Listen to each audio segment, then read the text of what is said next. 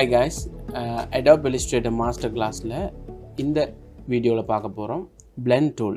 இதுவும் ஒரு அட்வான்ஸ்டான டூல் தான். Blend Tool எப்படி அப்ளை பண்ணுறது பாருங்கள். ஓகே, இப்போ 2 லைன் இருக்குந்தா இருக்குது பாருங்கள். Blend Tool தான் இருக்குது பாருங்கள். இதுதான் Blend Tool. சரியா? Blend Tool நாம் டூலை வச்சு அப்ளை பண்ணலாம். அதே ஃபங்க்ஷனை வச்சு நாம் மெனுவலாகவும் செய்யலாம். நான் இப்போ மெனுவலாக செய்கிறத பாருங்கள், அதே விஷயம்தான், ஆனால் டூலை வச்சும் அதை செய்யலாம். இப்போது இந்த 2 சிங்கிள் லைன் எடுத்திருக்கேன். இந்த 2 லைனையும் இப்போ ஆப்ஜெக்ட் பிளெண்ட் ஆப்ஷன் 2 விஷயம்.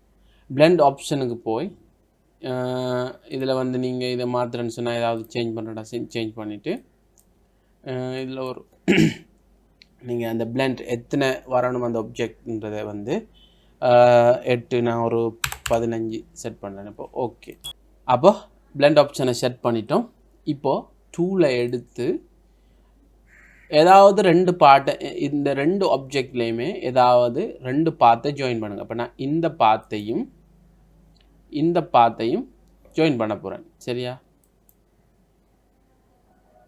இப்போ இங்கே ஒரு கிளிக் பண்ணிவிட்டு இங்கே வந்தீங்கன்னு சொன்னால் இங்கே ப்ளஸ் காட்டுது பாருங்கள். சேர்த்துட்டிங்கன்னு சொன்னால் இந்த மாதிரி ஒரு அமைப்பு நமக்கு கிடைக்கும். இப்போது நம்ம டிரெக்ட் செலெக்ஷன் டூல் இருக்குது, அதில் பாத்தை மட்டும் செலக்ட் பண்ணி சேஞ்ச் பண்ணுங்கள். இந்த மாதிரி நீங்கள் பாத்தை மாற்றும் போது நமக்கு ஆப்ஜெக்ட் வேறு வடிவத்தில் கிடைக்கும். அடுத்த பாத்தை மாற்றுங்க. இந்த மாதிரி ஒரு டிஃப்ரெண்ட்டான ஒரு டிசைன் நமக்கு கிடைக்கும். இப்போ இந்த டூலை நீங்கள் எடுத்து பிளெண்ட் டூலை எடுத்து இங்கே ஒன்று செட் பண்ணிவிட்டு இங்கே சேர்க்குறீங்க. இப்போ நேரான ஒரு இது ஒன்று கிடைக்குது, நமக்கு நேரான லைன்ஸ் கிடைக்குது. இப்போ இந்த லைன்ஸை நீங்கள் பாருங்கள். இப்போ நீங்கள் டிரெக்ட் செலெக்ஷன் டூலை எடுத்து நீங்கள் மாற்றுறீங்க. ஏதாச்சும் ஒரு பாத்தை மாற்றும் போது நமக்கு இப்படி சூப்பரான டிசைன்ஸ் கிடைக்கும். இப்போ இதை நீங்கள் இந்த டூலை எடுத்து எங்கே பாயிண்ட்டை, அதாவது ஒரு பாயிண்ட்டை செட் பண்ணுறது பார்த்தோம். இந்த எங்கே பாயிண்ட்டை நீங்கள் இதில் வந்து ஒரு ப்ளஸ் ஏதாவது ஒரு இன்னொரு பாத்தை எட் பண்ணிவிட்டு எங்கே பாயிண்ட் எடுத்து நீங்கள் அதை அட்ஜஸ்ட் பண்ணிங்களா இருந்தால் இந்த மாதிரி நமக்கு ஒரு 3Dயான ஒரு எஃபெக்ட் கிடைக்கும். இது முதலாவது விஷயம். பிளெண்ட் டூலில் முதலாவது விஷயம் பார்த்துட்டோம். இப்படியான அமைப்புகளை உருவாக்கலாம். அதாவது இங்கே நாங்கள் ஃபஸ்ட்டுக்கு நீங்கள் இந்த டூலை வச்சு டபுள் கிளிக் பண்ணிங்கன்னா இங்கே பிளெண்ட் ஆப்ஷன் காட்டுது. இதில் வந்து எத்தனை இந்த ஆப்ஜெக்ட் எத்தனை எடுக்கணுன்ற விஷயம் அதில் இருக்கும். ஓகே கொடுத்துட்டு நீங்கள் 2 பாத்தை ஜாயின் பண்ணி ஒரு பாத்தில் கிளிக் பண்ணிவிட்டு இன்னொரு பாத்தில் கிளிக் பண்ணிங்களா இருந்தால் நமக்கு பிளெண்ட் கிடைக்கும். அடுத்த டூலை பார்ப்போம் பாருங்கள்.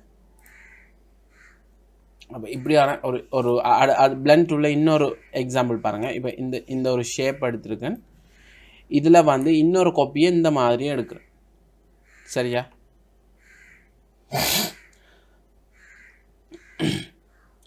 இதில் இன்னொரு காப்பியை இந்த மாதிரி எடுத்துருக்கேன். எடுத்துட்டு இப்போ நான் 2 செலக்ட் பண்ணிவிட்டு பிளெண்ட் ஆப்ஷனில் ஒரு 35 செட் பண்ணுறேன். சரியா? இப்போது இங்கே ஒரு கிளிக், இங்கே ஒரு கிளிக் பாருங்கள். 3Dயான ஒரு டெக்ஸ்ட் எஃபெக்ட் ஒன்று கிடைக்காது இல்லையா? இப்போ நீங்கள் இந்த டெக்ஸ்ட்டை இந்த எஸ்ஸை நீங்கள் தூக்கி இப்படி மூவ் பண்ணிங்கன்னா நமக்கு அதுக்கு ஏற்ற மாதிரி மாற்றலாம். டிஸ்டன்ஸ் கூட அதாவது அதிலேருந்து தொடர்ந்து அடுத்தடுத்த ஆப்ஜெக்ட் உருவாகிறது தான் இந்த பிளெண்ட் மோட்.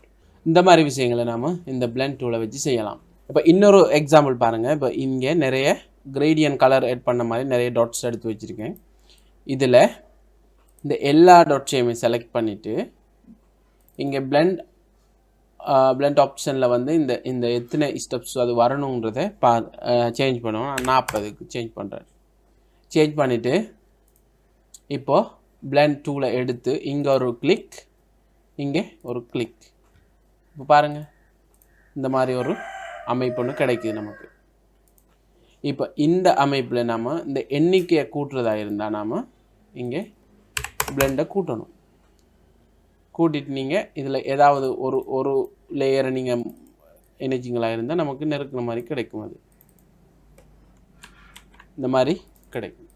இப்போ இதை எடுத்துட்டு இப்போ இந்த ஒரு விஷயம் ஒன்று இருக்குது தானே, ஒரு டெக்ஸ்ட் ஒன்று எடுத்து வச்சுருக்கேன். இந்த டெக்ஸ்ட் வந்து இப்படி இந்த எஃபெக்ட் அப்ளை பண்ணுறதா இருந்தால் அவுட்லைனில் இருக்கணும், ஸ்ட்ரோக்கில் இருக்கணும், ஃபில்லில் இருக்கக்கூடாது. சரியா? அவுட்லைனில் இருக்கணும். இப்போ இதை நான் செலக்ட் பண்ணிவிட்டு என்ன செய்கிறேன், இந்த டெக்ஸ்ட்டுக்கு இந்த எஃபெக்ட் எப்படி அப்ளை பண்ணுறேன்னு பார்ப்போம். இப்போ இதில் இந்த பிளெண்டுன்ற இருக்கிற இந்த இதில் வந்து பீன்ற ஒரு பாத் இருக்குது, இங்கே ஒரு லைன் இருக்குது, இப்படி 2 லைன் இருக்குது. இதை நம்ம ஒரு லைனாக சிங்கிள் லைனை தான் நம்ம எஃபெக்ட் அப்ளை பண்ணலாம். இப்போ பாருங்கள், நான் இந்த பியையும் இதையும் செலக்ட் பண்ணுறேன். பண்ணிவிட்டு இங்கே பாருங்கள், பிளெண்டுக்கு போய் ரீப்ளேஸ் பின் கொடுத்தது எனக்கு என்ன நடக்குது, அந்த எஃபெக்ட் வந்து இந்த பிக்கு அப்ளை ஆகுது.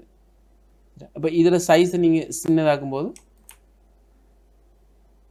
அதே மாதிரி இதில் சைஸை சின்னதாக்குங்க.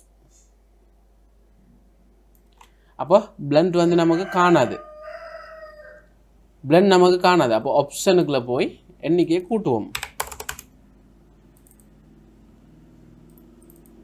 பாருங்கள், ஒரு சூப்பரான 3Dயான எஃபெக்ட் ஒன்று கிடைக்குது. அடுத்தது வந்து இந்த லைனை எடுத்து இதை மறுபடியும் செலக்ட் பண்ணணும். இதை செலக்ட் பண்ணிவிட்டு பிளெண்ட் ஆப்ஷன், இன்னொரு பிளெண்டை ஆட் பண்ணுறீங்க. பண்ணிவிட்டு இப்போ இதையும் இந்த லைனையும் செலக்ட் பண்ணி பாருங்கள். இப்போ இங்கே சைஸை சின்னதாக்குவோம்.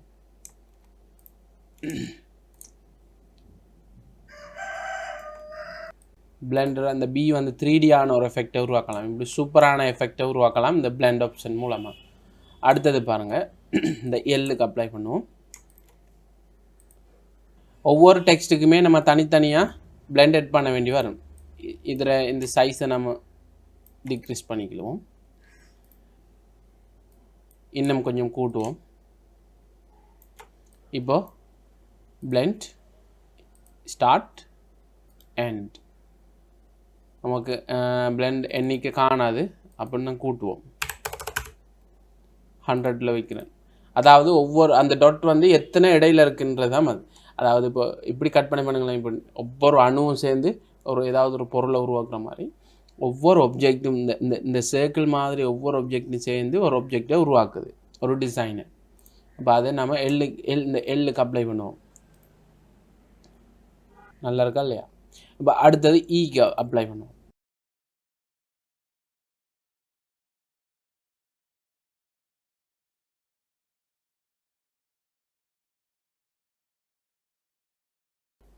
அப்போ இப்படியான 3Dயான சூப்பர்பான எஃபெக்ட்ஸை நம்ம உருவாக்கலாம் இந்த பிளெண்ட் ஆப்ஷன், அதாவது பிளெண்ட் டூல் மூலமாக.